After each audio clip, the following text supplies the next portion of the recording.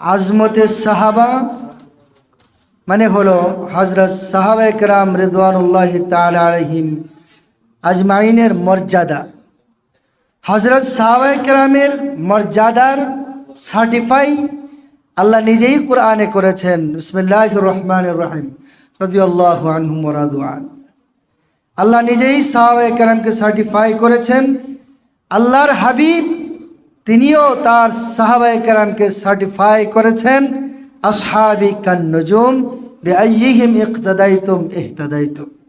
সুতরাং সাহাবায়ে কেরামের মর্যাদা নিয়ে আমার মতো নগণ্য মানুষ আলোচনা করার কোনো যোগ্যতা আমার নেই। মোহতারাম হাজিরিন, হযরত সাহাবায়ে কেরামের মধ্যে একটু আগে বলেছেন এক ভাই হযরতে মুআবিয়া রাদিয়াল্লাহু আনহু, তিনি সবচেয়ে ঐতিহাসিকভাবে মজলুম। হযরত আমিরে মুআবিয়া রাদিয়াল্লাহু আনহু ইয়াজিদকে যখন নির্বাচিত করেছিলেন তখন 20 বছর যিনি শাসন করেছেন, 20 বছর খেলাফতের ক্রান্তি লগ্নে তিনি তীব্রভাবে অনুধাবন করতে পারলেন যে মুসলমানদের মধ্যে নেতৃত্বের প্রশ্নে অনেক দ্বিধা দ্বন্দ্ব বিভক্ত সূত্রপাত হচ্ছে। আমিরে মুআবিয়া প্রথম আল্লাহর হাবিবের ইন্তেকালের পরে যেমনিভাবে হযরতে আবু বকর সিদ্দিক নির্বাচিত হয়েছিলেন, হযরতে আবু বকর রাদিয়াল্লাহু আনহুর পরে খলিফাতুল মুসলিমিন ওমর যেভাবে নির্বাচিত হয়েছিলেন, তারপরে হযরতে ওসমান রাদিয়াল্লাহু আনহু যেভাবে নির্বাচিত হয়েছিলেন। নির্বাচিত হওয়ার 3টা পন্থা ছিল। একটা পন্থাকে ফলো করে আমিরে মুআবিয়া ইয়াজিদকে নির্বাচিত করেছিলেন। তখন ইয়াজিদের কোনো দোষ ছিল না, তার উল্লেখযোগ্য কোনো দোষ ছিল না। বাপ যখন 20 বছর রাজত্ব করেছে, বাবার যোগ্য সন্তান হিসাবে সে বিভিন্ন যুদ্ধে সেনাপতির দায়িত্বে পালন করে অত্যন্ত সফলতার সাথে অনেকগুলো যুদ্ধ সে বিজয় লাভ করেছেন এবং তাকে সকলের সম্মতিক্রমেই তাকে নির্বাচিত করা হয়েছিল।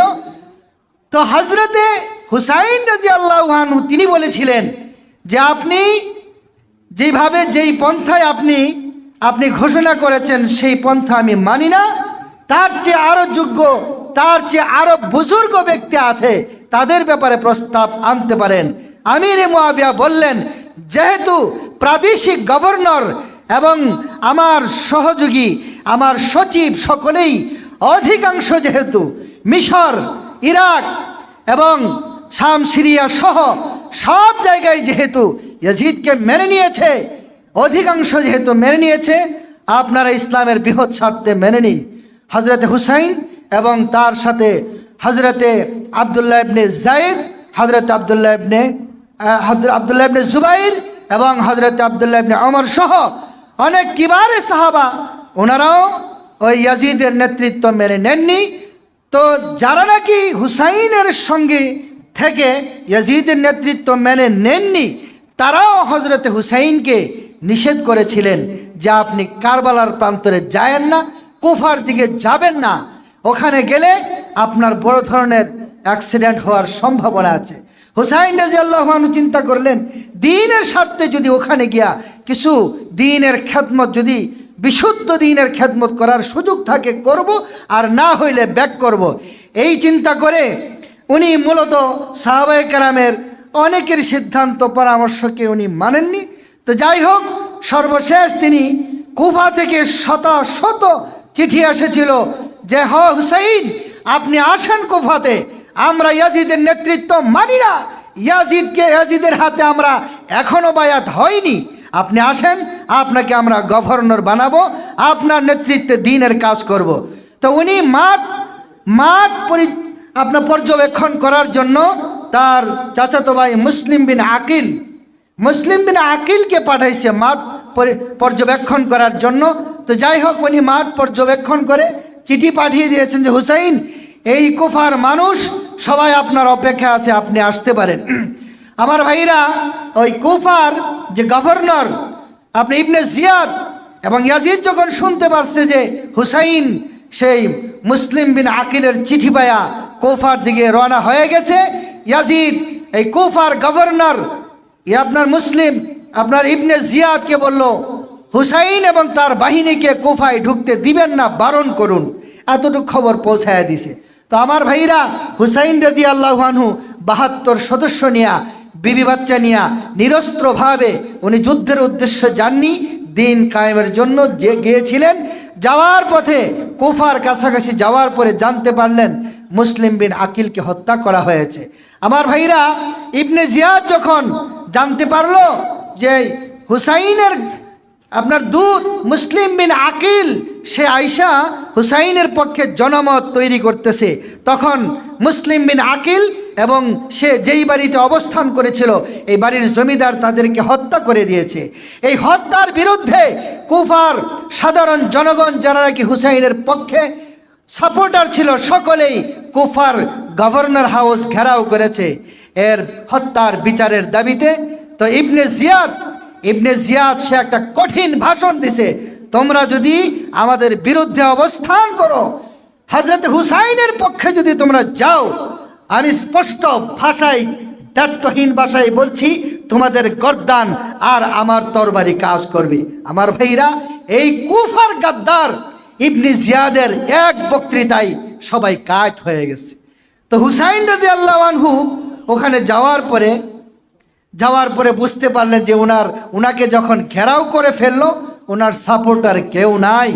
তখন ইনি প্রস্তাব করেছিলেন যে আমি মক্কায় ফিরে যেতে চাই, আর না হইলে আমি ইয়াজিদের কাছে যেতে চাই, আর না হলে অন্য জায়গায় যুদ্ধ করতে চাই। যাই হোক আমার ভাইয়েরা, প্রস্তাবটা ইবনে জিয়াদের কাছে ভালো লাগছিল, কিন্তু ইবনে জিয়াদের একজন একান্ত সচিব ছিল, তার নাম হলো শিমার বলছে, বস আপনি হলেন ইয়াজিদের, আপনি হলেন ডান হাত, এখন যদি আপনি যে শিকারী হাতের নাগালে এসে পড়েছে তাকে যদি এখান থেকে ছুটে যাওয়ার সুযোগ দেন, হয়তোবা মক্কা মদিনায় গিয়ে আসে আবার বিদ্রোহ তৈরি করবে, আর না হয় ইয়াজিদের কাছে যদি সে চলেই যা, তাহলে তো ইয়াজিদের বায়াত যদি মেনেই নেই, তাহলে সে ডান হাত হয়ে যাবে, আপনার কোনো পাত্তা থাকবে না। তা কি করতে হবে?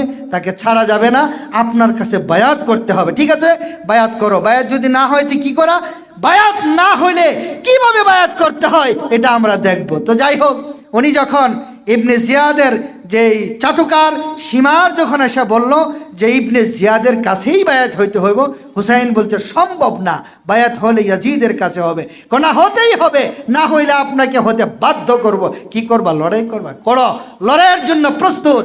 হযরত হুসাইনের বাহিনীরা প্রস্তুত হয়ে গেছে এই ইয়াজিদ বাহিনীর সাথে লড়াই করার জন্য।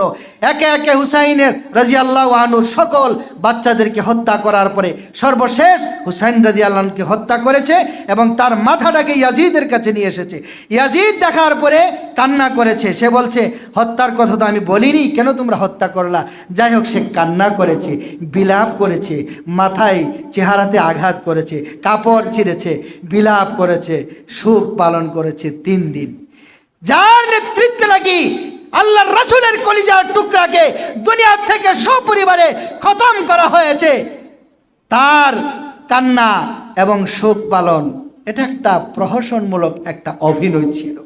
তো আমার ভাইরা, আজকে যারা হুসাইন রাদিয়াল্লাহু আনহুর হত্যার যে ঘাতক ছিল ইবনে জিয়াদের হত্যাকাণ্ডের বিচার যেহেতু ইয়াজিদ করে নাই, সেও ইবনে জিয়াদ যেমন ভাবে ঘাতকের দোষী, ঠিক তেমনি ভাবে ইয়াজিদও সেই হত্যাকাণ্ডের দোষী সাব্যস্ত হয়েছে। এবং যারা নাকি 3 দিন শোক পালন করেছিল, কান্না করেছিল, এরাই ছিল মুনাফিক, এরাই ছিল আজকের শিয়া। যারা নাকি হুসাইনের ঘাতক ছিল, তারাই হুসাইনের নামে আজকে তাজিয়া মিছিল করে, তারাই আজকে হুসাইনের জন্য মাতম করে, তারাই আজকে নিজের শরীরে আঘাত করে, যেটা সম্পূর্ণ ইসলাম বিরোধী। ইসলাম এটাকে কখনো সমর্থন করে না।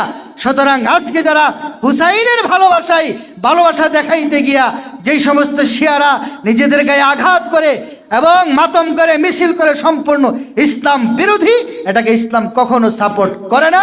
আল্লাহ তাআলা এই অপসংস্কৃতি থেকে মুসলিম উম্মাহকে হেফাজত করুন। সবাই বলে আমিন।